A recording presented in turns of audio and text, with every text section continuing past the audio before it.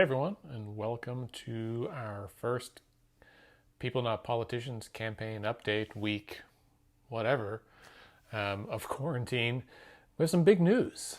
Yesterday, as you may have seen in the news, the Oklahoma Supreme Court ruled in our favor and upheld our policy, our everything to do with it, uh, which is extraordinarily exciting.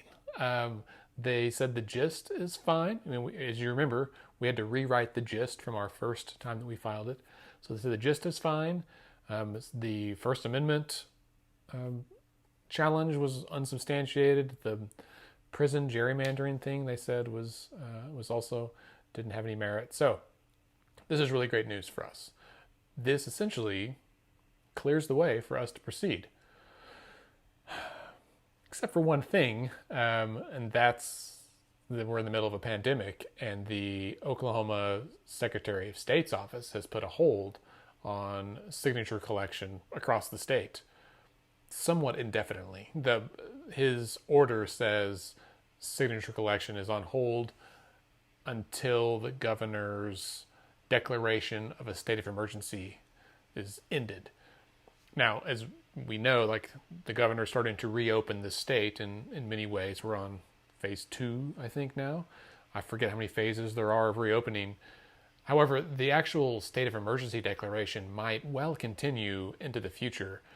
Often governors will declare a state of emergency like after a natural disaster, a storm, tornado, those kinds of things, in order to receive federal funding assistance. And so I don't know what the calculus is on the governor's end for that, but we might be stuck in a holding pattern yet again on this.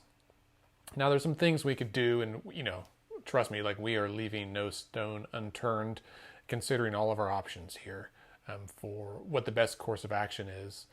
They are doing signature collection in another number of states, and they're doing it in a safe way, right? Like I've been kind of asking around and reading reports where they've, using PPE and single-use pens and that kind of thing.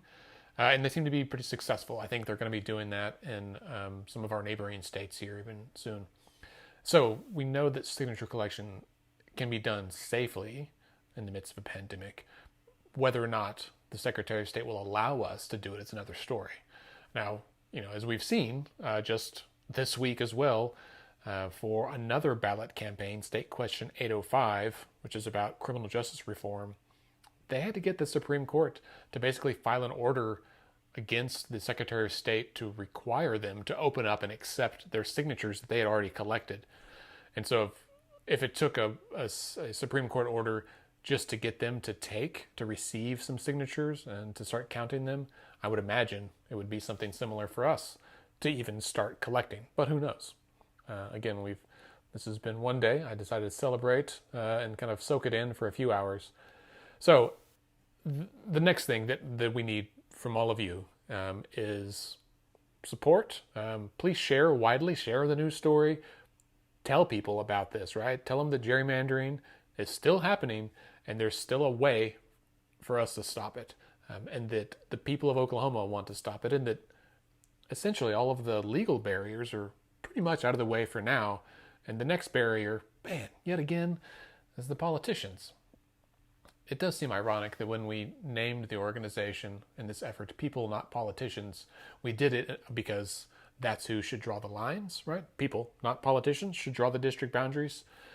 Also, as it's played out time and time again, it is clearly people who want this and politicians who don't.